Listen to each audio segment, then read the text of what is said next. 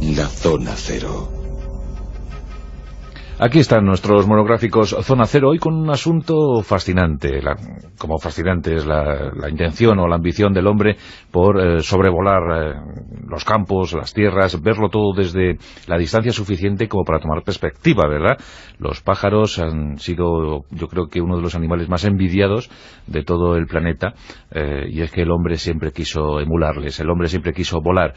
Bueno, pues esto no es precisamente la historia de los hermanos Wright, ¿verdad? En aquel Kitty Hawk, en aquella localidad Kitty Hawk, llamada así, donde volaron por primera vez en 1903, en diciembre de 1903, pero sí es otra historia más enigmática, si cabe, porque vamos a hablar de esos pioneros, los que soñaron con volar en siglos pretéritos.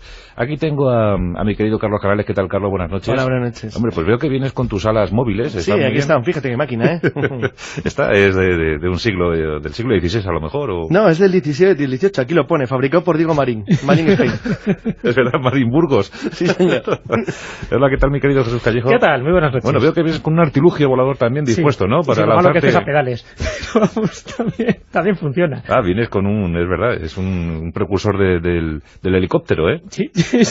He puesto unas plumitas para que aparente un pájaro, Sí. pero vamos, no sé yo si esto va a volar, ¿eh? Ahora lo probaremos. Aunque, claro, los hermanos Wright se llevan la oficialidad del asunto, pero no fueron los primeros en soñar con volar, ¿no? Ya hubo. No. Fíjate, yo creo que en la historia de la aeronáutica habría que reescribir muchas cosas. Se ha dado como pioneros o como los primeros a gente que dentro de esa historia oficial de la aeronáutica aparecen con nombres propios, además, con nombres de oro, pero que no es así, realmente, incluso empezando por Ícaro. Fíjate que siempre se ha considerado a Ícaro el pionero de los vuelos al aire libre, ¿no? Cuando en realidad fue su padre, Dédalo, el arquitecto Dédalo, el que fabricó las alas, los arneses. Lo saben muy bien en la Marina Española. Lo saben bien, pero sin embargo, fíjate cantidad de empresas, cantidad de logotipos que tienen el nombre de Ícaro, cuando realmente Ícaro, que era el hijo, además el insensato, el que no quiso, bueno, pues recibir ese tipo de consejos que le daba su padre, es decir, según la leyenda, el que se acerca temerosamente y temerariamente, en este caso, al sol y se le derriten las alas, es decir, todo eso, y además muere en el intento, muere precipitado al mar, es decir, el que realmente consigue construir ese arnés, ese prototipo de primera máquina voladora es Dédalo, el primero que además logra sobrevivir y volar es Dédalo, y sin embargo, fíjate cómo se escribe la historia, en este caso la historia mitológica, los méritos se los lleva Ícaro. Bueno, pues con esto ocurriría lo mismo con otras cosas, es decir, el primero que realmente dicen que vuela con un avión a motor son los hermanos Wright, cuando realmente se sabe que no, y después comentaremos por lo menos un par de antecedentes ya casi demostrados que es así. Y lo mismo pues con el precursor del paracaídas, que tampoco fue el que se le ha atribuido, ¿no? Normalmente se acepta que el invento fue de Jean-Pierre Blanchard en 1785, cuando hoy por hoy se sabe que 2 años antes el físico Lenormand ya se había lanzado desde la torre del observatorio de Montpellier. Es decir, cosas de este tipo yo creo que son importantes destacar, aunque no nos vamos a hablar un poco de estas épocas incluso tan cercanas, pero cuando hablamos ya de los pioneros, de esos locos, bueno, pues antepasados nuestros, tatarabuelos, que volaban esos locos cacharros, sí que hay que hacer un homenaje digno a mucha gente que ahora mismo ha pasado desapercibida. La verdad es que muchos se dieron el castañazo y otros tantos sucumbieron, y parece, Carlos, que siempre todo empieza en Leonardo da Vinci, pero esto no es así, pero ¿no? esa no es anterior. De hecho, bueno, como vamos a hacer un pequeño repaso de los antecedentes del vuelo documentados y conocidos, obviamente el primero era referido a la mitología, sea que obviamente no es cierto, pero bueno, como interés o como muestra de la pasión de los seres humanos por el vuelo, la leyenda de Dédalo Ícaro a mí me parece muy, muy bonita y muy atractiva, porque además incorporan un elemento que luego se va a convertir en la esencia del vuelo occidental, y es la idea de construir una máquina. Es decir, hacerlo no de manera sobrenatural, sino hacerlo mediante algo construido por la mano del hombre. Esto es interesante porque aunque como yo soy uno de los convencidos, según las pruebas que hay, de que probablemente el primer vuelo de la historia lo realizó un musulmán, sin embargo es cierto que, salvo esa pequeña excepción, todos los demás grandes inventores, creadores o ideólogos, o incluso los que intentaron construir de una manera real máquinas voladoras, son todos occidentales. Es una especie de regla común.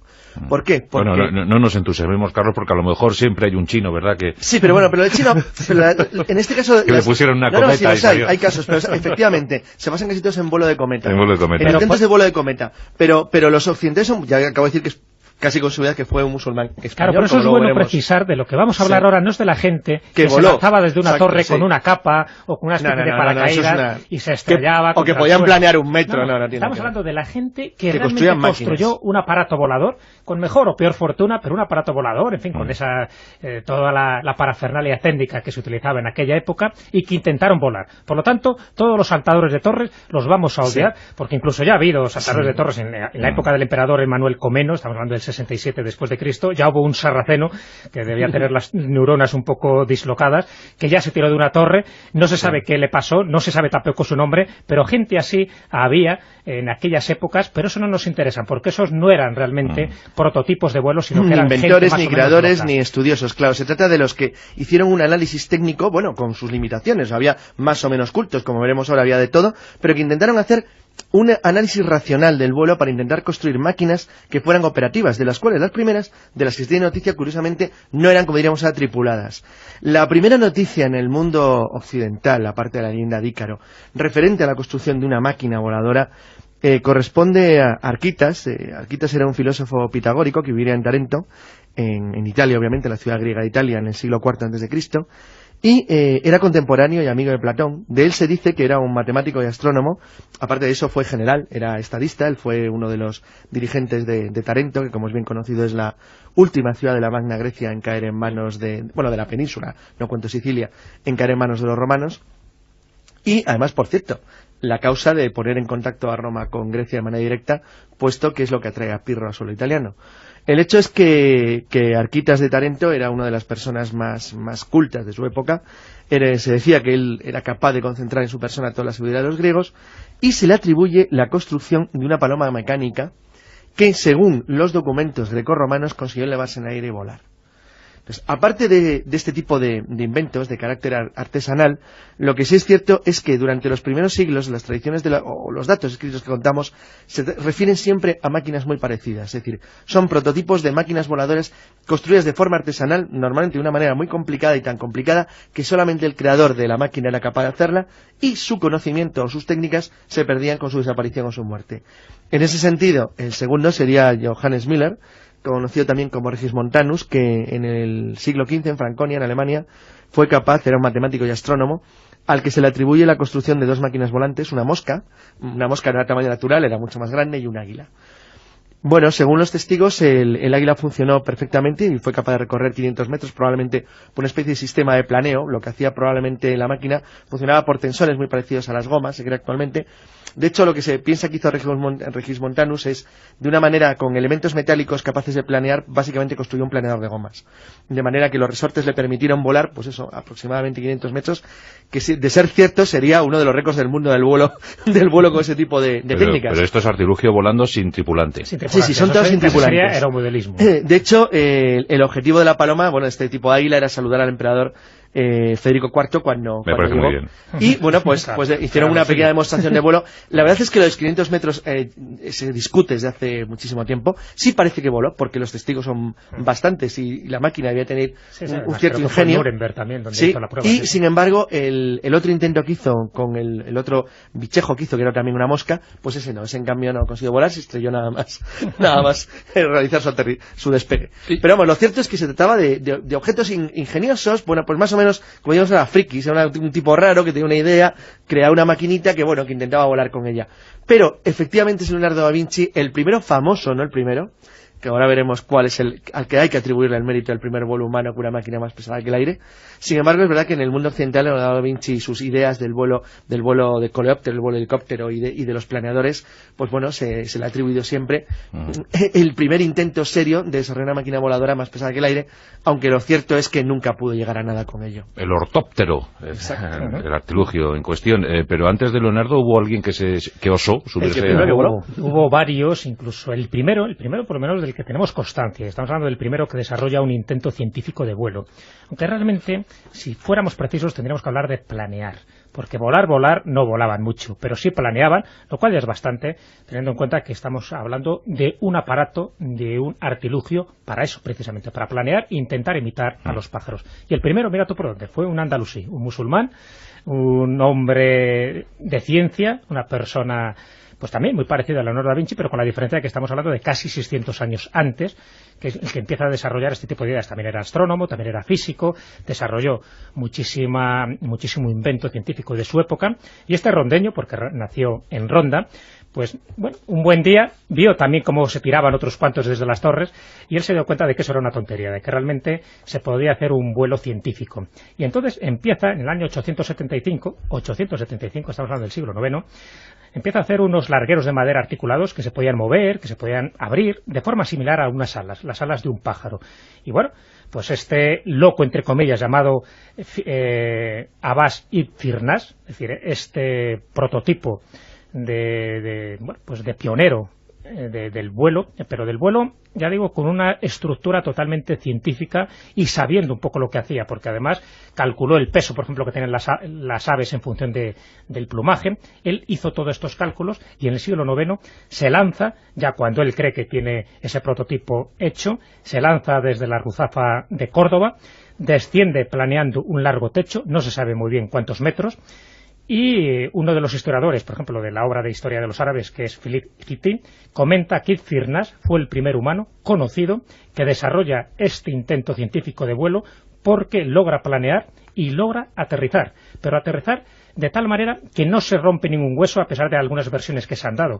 No, realmente solo se lastima la espalda, una herida que va a acarrear un poco, pues una cojera prácticamente toda su vida, pero no se llega a romper nada, no llega a morir, que es lo que había ocurrido con otros intentos similares que se habían hecho anteriormente a él. O sea, sobrevive al planeo. Sobrevive al planeo, exactamente, y lo cuenta. Pero claro, ya su fama era tanta la que tenía en aquel momento, ya digo que estamos hablando de un personaje que en el mundo árabe está considerado no solo un científico, sino un héroe. Es decir, en algunos países, por ejemplo, como Libia, yo creo que son datos interesantes para que los oyentes lo sepan, como en Libia se han emitido sellos de correo recordando esta gesta. Y hay un cráter en la Luna con su nombre. Hay un cráter en la Luna con su nombre. Es uno de los pocos españoles que tiene un cráter en la Luna con su nombre. Uno de los aeropuertos de Bagdad, si es que todavía sigue existiendo, lleva también su nombre. Sí, bueno, eso mejor vamos a... Sí, por eso digo, pero bueno, me refiero que sí que ha sido siempre un personaje muy prestigioso en toda la historia, no solo de la ciencia árabe, sino como pionero de la aviación. Y es el que yo creo que estamos hablando del primero,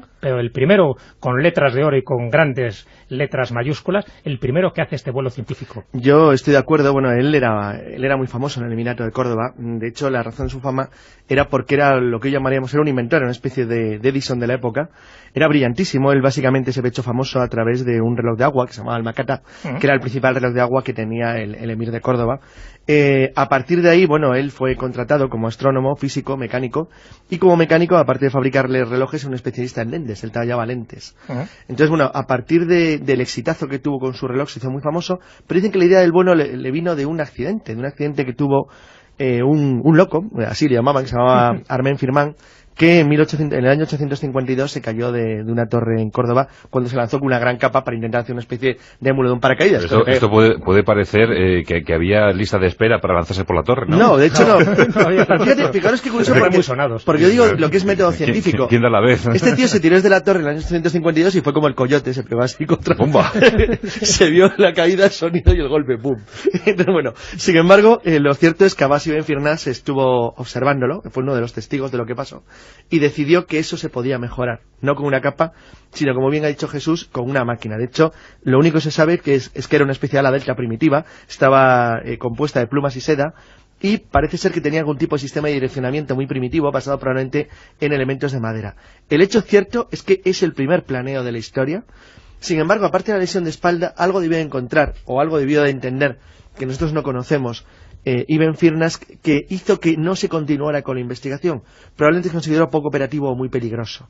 Sin embargo, creo que el mérito de haber conseguido una máquina operativa para volar, y sobre todo, lo más interesante del asunto, es decir, el concepto de analizar primero lo que hay que hacer y luego ponerte manos a la obra para construir una máquina que te permita llevar a la práctica o intentar reproducir el vuelo basándote en la observación, en el análisis y el estudio científico. Eso es lo que creo que es el gran mérito de Abbas ibn Firnas, y hace bien en los países musulmanes como Libia en hacerle un sello, porque yo creo que desde entonces prácticamente la verdad es que han tenido una mala racha, pero lo cierto es que es verdad que fue muy brillante y sobre todo es eso, es el método, qué es lo que hay que hacer para poder tener éxito. Bueno, pues aquí tenemos al primer piloto aeronauta de la historia, Abbas ibn Firnas, ¿cómo es? Abbas ibn Firnas. Sí, nacido en Ronda y donde hace esa gesta con Córdoba. Bueno, pues un insigne andalusí, y ese mérito es suyo, sin duda alguna. Bueno, tenemos alguno más. Después de él, en el siglo XI, ya hay que ir hasta el siglo XI, tenemos al monje volador. El monje volador. El monje volador, sí, estamos otro de estos prevoladores pintorescos. Aparte de Firnas, pues hubo en este caso un benedictino inglés del siglo XI llamado Ilmer de Malmesbury. Entonces este Malmesbury, que era un benedictino, pues bueno, también le daba por hacer este tipo de cosas. Recordemos que en aquella época, estamos hablando de la Edad Media, donde se refugiaba el conocimiento eran los conventos, eran los monasterios, y donde tenían un poco acceso a todo este tipo de tecnología y de ciencia. Entonces bueno, pues este hombre, aparte de sus meditaciones, de sus oraciones y de sus paseos, pues quiso también construir, pues eso, también una especie de alas delta, ¿no? Unas alas de plumas montadas sobre una estructura de madera, similar a estas alas delta, para que más o menos nos hagamos una imagen, y efectivamente lo que hace es que en el año 1010 lo construye y se lanza desde la torre del monasterio. En este caso sí que se sabe lo que llega a sobrevolar, unos 200 metros, que no está nada mal, y bueno, pues a diferencia de Firnas, no se lesiona, es decir, no se estropea la espalda ni ninguna pierna. Otras versiones también comentan que bueno, que también se rompió un hueso al besar el suelo, pero en todo caso sobrevivió al intento. Así que aquí estamos hablando de un personaje que hay que circunscribirlo en una época donde, un poco más tarde, Roger Bacon, estamos hablando de ese monje del siglo XIII, él ya contaba en algunas de sus obras que había gente que había sido capaz de construir artefactos y máquinas voladoras. Incluso hay un texto que se ha repetido hasta la saciedad en algunos de estos libros esotéricos, donde él dice textualmente: máquinas voladoras como estas existieron en la antigüedad e incluso se fabrican en nuestros días. Estamos hablando de mediados del siglo XIII, cuando Roger Bacon escribe estas palabras. No se sabe que él construyera ninguno de estos artefactos, ninguno de estos prototipos aéreos, pero bueno, es muy significativo que unos siglos antes, como era el caso de Mel de Malmesbury, este monje volador ya hiciera este tipo de intentos. Y después, como no, ya nos iríamos a Leonardo da Vinci, que yo creo que es tan conocido que a lo mejor no merece la pena hablar un poco de todo lo que él intentó hacer, sino seguir un poco adelante, porque lo que hace Leonardo da Vinci es recoger un poco la herencia de todos estos que le precedieron en este tipo de vuelos. Hay otros cuantos que tuvieron menos éxito, pero yo creo que los dos más destacables antes de que irrumpa en la escena pública Leonardo da Vinci es Firnas y es Malmesbury. Un andalusí, un británico... Un inglés, y ahora vamos a un brasileño que para mí tiene el honor de ser la primera persona que consiguió elevarse con un medio menos pesado, en este caso, que el aire, y antecesor con mucho de los Montgolfier y de sus diseños de globos, porque en el fondo era un globo lo que fabricó, que es Bartolomeo Lorenzo de Gusmão. Bartolomé Lorenzo de Gusmão, que Jesús me enseñó su tumba, sorprendentemente. Sí, porque está enterrado en España. Porque está enterrado en Toledo, ni más ni menos. Toledo. Sí, es una historia curiosísima que ahora contará. Pero bueno, yo creo que nació en Santos, en Brasil, en 1685, a finales del siglo XVII. Residió en Portugal desde la Guerra de Sucesión Española, desde 1708. Y era famoso por su memoria, de una memoria por lo visto prodigiosa, y por su increíble habilidad mecánica. Él había inventado, él fue básicamente un diseñador de máquinas, se había formado en Holanda, tenía un buen conocimiento de lo que eran las técnicas industriales más avanzadas de la época, era además una persona enormemente culta, y en 1709 dirigió al rey de Portugal una carta en la que le comunicaba que había inventado un instrumento para andar por el aire del mismo modo que por la tierra y el mar. Y lo publicó en un manifiesto que se llamaba Manifiesto Sumario para os que ignoran poder se navegar pelo elemento do aire. Esto me encanta. Entonces se burlaron de él, le llamaban el volador. El volador. Lo que pasa que es que se burlaron de él hasta el 8 de agosto de 1709. ¿Por qué dejaron de burlarse de él esa fecha? Pues no por nada especial, sino simplemente porque voló. Porque voló. Efectivamente, delante de un montón de testigos, no hay ninguna duda. Entre ellos el rey Juan V de Portugal. Efectivamente, Juan V de Portugal, que le nombró además académico de la historia. Es decir, delante de todos los testigos, cogió y con una especie de globo aerostático, que de hecho es lo que había fabricado, basándose en un principio que luego siguen los hermanos Montgolfier y que Blanchard no se alentó a los Montgolfier por semanas, porque si no lo hubiera conseguido él con alguna de las ideas que estaba manejando, consiguió ser para mí, de verdad, que absolutamente probado, la primera persona que consiguió volar en el aire con un globo aerostático. O sea que Gusmão... Un brasileño. O primer aerostático da historia, ¿no? Sí, totalmente demostrado. El problema de este hombre, era jesuita, un sacerdote jesuita. Sí, la cayó en desgracia en Pombal, con Pombal, toda su orden, bueno, es una historia tristísima. ¿Qué ocurre? Que la Inquisición empezó a tomar cartas en el asunto. Dice, ¿cómo? ¿Que un sacerdote jesuita inventando un aparato diabólico que dice que vuela? Vamos a ver. Entonces, comenta esta crónica histórica que Gusmão como que empieza a tener miedo. Y apartaron luego sus historias años después. Una sí, porque ya empezó a divulgarse que le llamaban ya el padre volador o el volador, y él quemó, parece que todos sus planos, en fin, quemó un poco toda la documentación donde se desarrollaba ese primer globo, porque realmente es un globo, y lo llamaba la pasarola.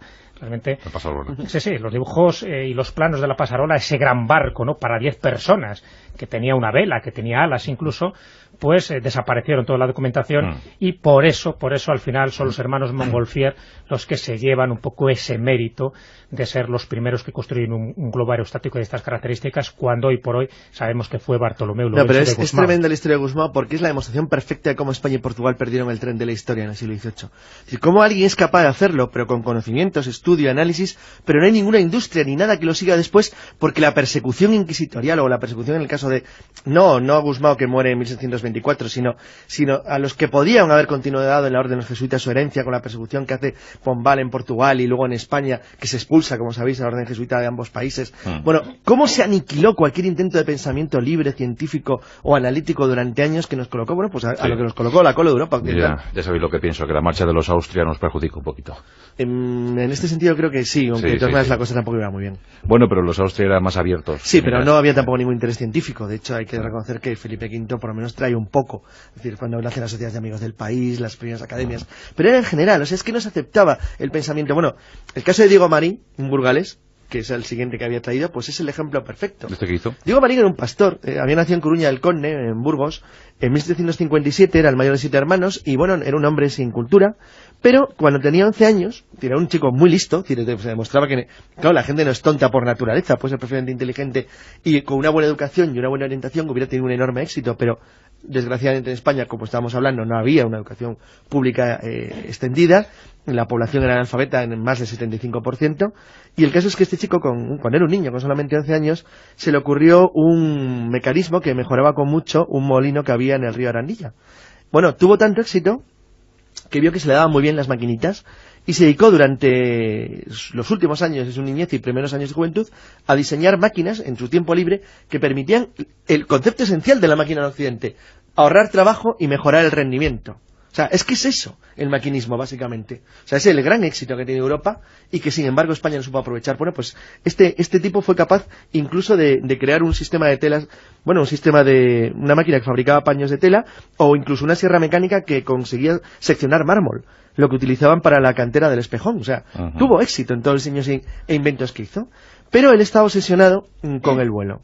Y en 1793 construyó, después de años y años de observación de los pájaros, del mecanismo de vuelo, algo parecido a lo que hizo Leonardo da Vinci, pues construyó un pájaro de madera y de metal. Ahí había una gran ventaja: tenía un armazón metálico que lo hacía muchísimo más sólido de lo que hubiera sido habitual, o lo que era habitual en los diseños de la época. Y con una superficie que recubrió de telas, plumas y alas, le colocó 2 alerones que se podían manejar y controlar por medio de 2 manivelas. Bueno, el hecho cierto es que con ello él pretendía volar ni más ni menos que desde Coruña al Conde hasta Burgo de Osma y luego hasta Soria, ahí es nada. El tío le echó valor. Y como necesitaba ayuda, pues convenció a 2 amigos suyos, a Juan Barbero y a su hermana, para que le ayudaran a lanzarse desde Coruña al Conde, desde el punto más alto. Y efectivamente, el 15 de mayo de 1793, él cogió y se lanzó. Y su planeador planeó no se estrelló.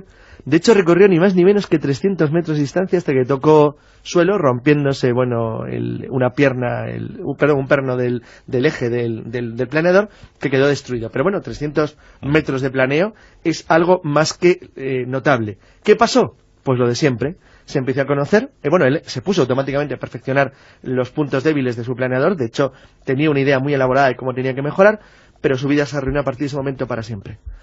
En el pueblo se enteraron de lo que había hecho, se le denunció por brujo ante la Inquisición.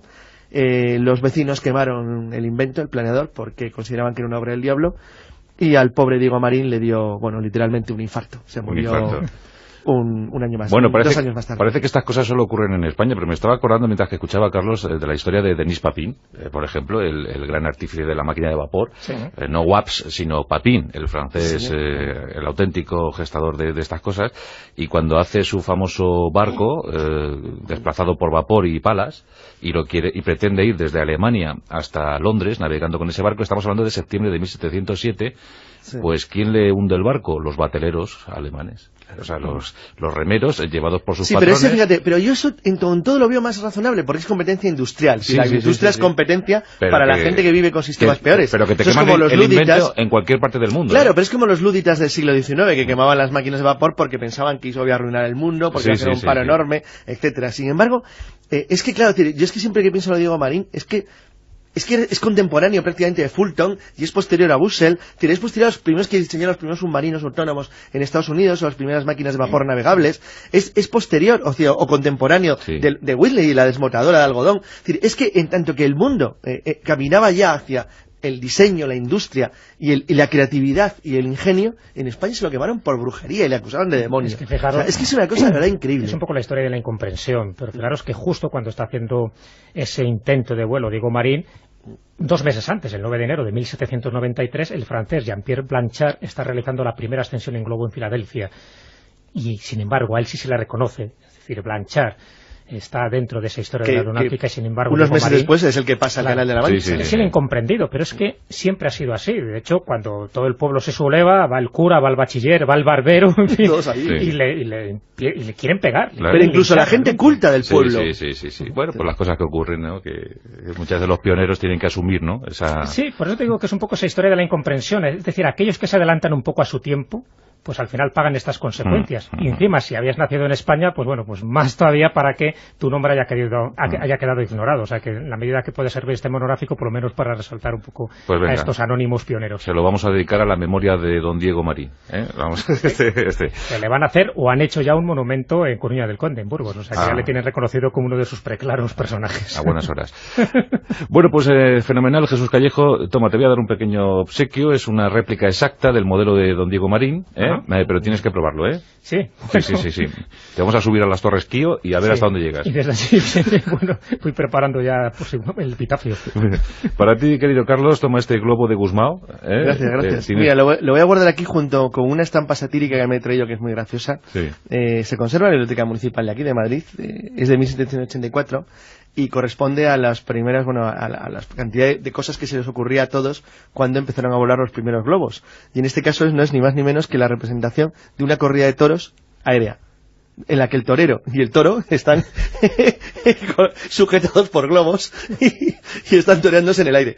Entonces, pues era satírico claramente, ¿no? Pero que era gracioso porque me recordaba al famoso torneo de autogiros que se diseñó en un anuncio inglés de principios del siglo XX. Y dices que el toro y el torero allí. Sí, los dos ahí cogidos con un globo. No diré más. La Zona Cero. Aquí están nuestros monográficos Zona Cero, hoy con un asunto fascinante, como fascinante es la intención o la ambición del hombre por sobrevolar los campos, las tierras, verlo todo desde la distancia suficiente como para tomar perspectiva, ¿verdad?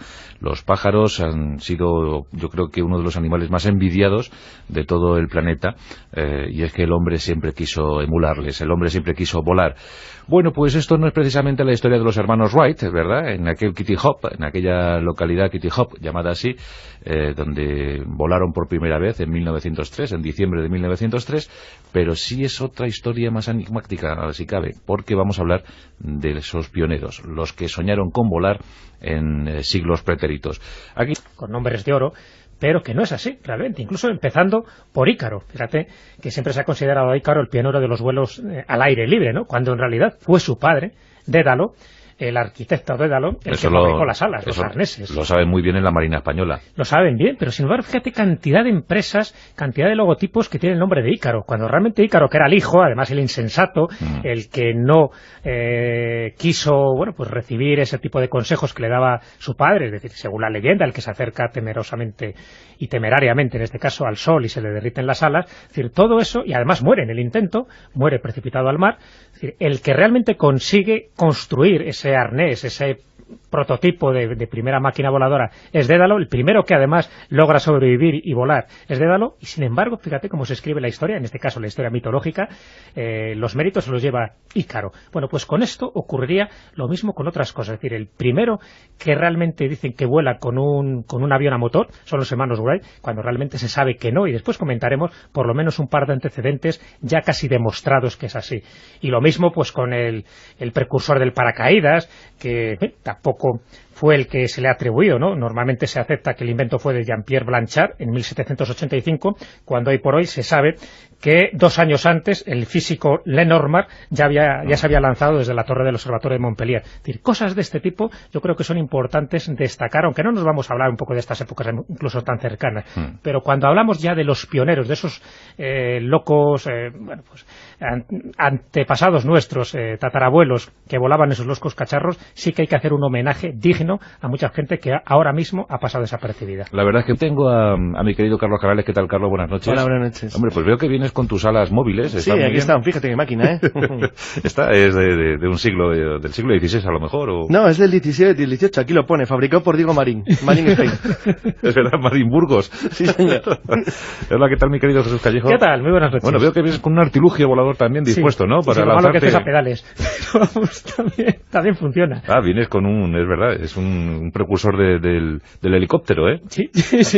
Le he puesto unas plumitas para que aparente un pájaro, pero vamos, no sé yo si esto va a volar, ¿eh? Ahora lo probaremos. Aunque, claro, los hermanos Wright se llevan la oficialidad del asunto, pero no fueron los primeros en soñar con volar, ¿no? Ya hubo... No. Fíjate, yo creo que en la historia de la aeronáutica habría que reescribir muchas cosas. Se ha dado como pioneros o como los primeros a gente que dentro de esa historia oficial de la aeronáutica aparecen con nombres propios.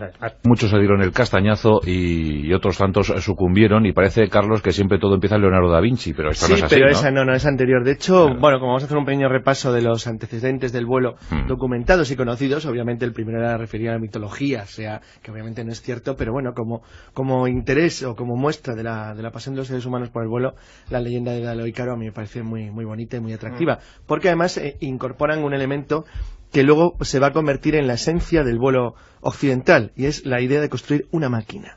Es decir, hacerlo no de manera sobrenatural, sino hacerlo mediante algo construido por la mano del hombre.